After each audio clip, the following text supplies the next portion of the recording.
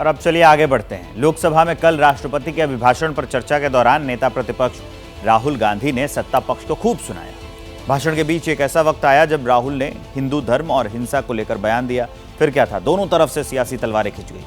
राहुल ने हिंदू को हिंसा से जोड़ा तो पहली बार पीएम मोदी ने अपनी सीट से खड़े होकर पलटवार कर दिया। खूब हंगामा मचा।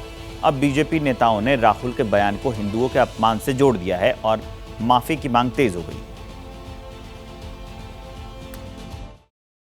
हिंसा हिंसा हिंसा, नफरत नफरत नफरत, असत्य सत्य असत्य, आप हिंदू हो ही नहीं। हंगामे और नारेबाजी की ये तस्वीरें लोकसभा की है। राष्ट्रपति के अभिभाषण पर नेता विपक्ष राहुल गांधी जवाब दे रहे थे, लेकिन इसी दौरान हिंदू शब्द पर ऐसा घमासान मचा कि बवाल थमते नहीं थमा। जमकर नारेबाजी हुई और दोनों ओर से खूब हंगामा। और जो लोग अपने आप को हिंदू कहते हैं वो 24 घंटा हिंसा हिंसा हिंसा, नफरत नफरत नफरत, असत्य सत्य असत्य।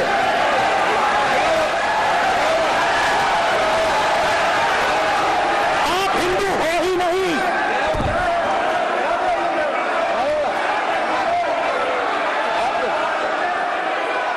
Just get me that picture of Shiva. Rahul पूरी तैयारी के साथ आए थे। अपने भाषण के दौरान राहुल ने भगवान से लेकर इस्लाम और गुरु नानक तक का जिक्र किया। सदन में भगवान शंकर की तस्वीर लहराई, लेकिन हिंदू और हिंसा की बात को जोड़कर राहुल सत्ता पक्ष की नजर में खटक गए। राहुल के बयान पर बीजेपी की तरफ से पहले पीएम मोदी, गृह मंत्री अमित शाह समेत दिग्गज नेताओं ने मोर्चा संभाला। भारी शोरगुल और हंगामे के बीच राहुल एक छोर से डटे रहे और वहीं बीजेपी भी राहुल के आरोपों का एक एक कर जवाब देती रही। विषय बहुत गंभीर है।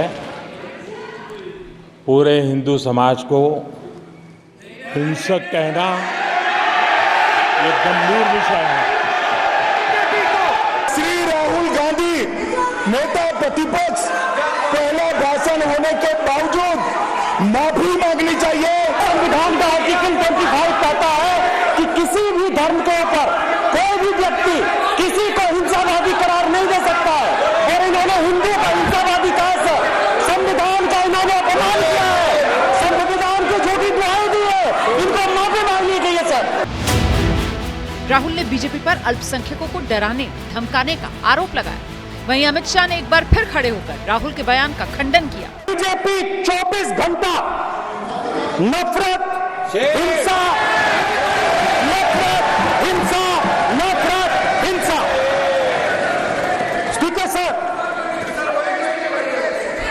कहां तक इन्होंने डर फैला दिया है। पूरे बीजेपी को हिंसा कर रही है ऐसे कहना, खड़े होकर एक दूसरे के बीच में हस्तधून करना, सारे नियम इनको लागू नहीं होते हैं। नियम मालूम नहीं है तो ट्यूशन रखिए साहब, सदन इस तरह से नहीं चल सकता है। राहुल ने अग्निपथ स्कीम पर भी सत्ता पक्ष को जमकर सुनाया। इसे यूज एंड थ्रो वाली योजना बता दी। राहुल ने कहा अग्निवीरों को आज शहीद तक का दर्जा नहीं मिल रहा, जिस पर रक्षा मंत्री राजनाथ सिंह ने कहा राहुल संसद में भ्रम फैला रही है। छोटे से घर में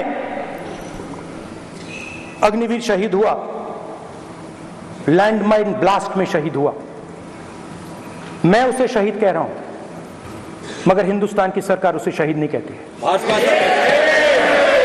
नरेंद्र मोदी उसे शहीद नहीं कहते हैं, नरेंद्र मोदी उसे अग्निवीर कहते हैं। उस घर को पेंशन नहीं मिलेगी, उस घर को कंपनसेशन नहीं मिलेगी, शहीद का दर्जा नहीं मिलेगा। आम जवान को पेंशन मिलेगी। जरूर दुख होगा, मगर अग्निवीर को जवान नहीं कहा जा सकता। अग्निवीर यूज एंड थ्रो मजदूर है।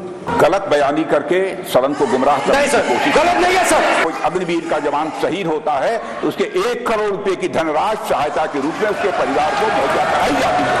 इस प्रकार की गलत बयानी से सदन को गुमराह करने की कोशिश नहीं की जानी चाहिए संसद में।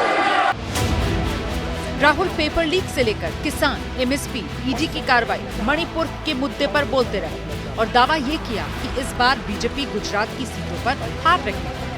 जाहिर है आने वाले दिनों में भी राहुल के आरोपों पर संसद के मौजूदा सत्र में खूब सियासत गरमाने वाली है। बहरहाल अब देखना दिलचस्प होगा प्रधानमंत्री नरेंद्र मोदी राहुल के आरोपों पर क्या बोलेंगे। इसका कम से कम बीजेपी को तो अब बेसब्री से इंतजार रहने वाला है।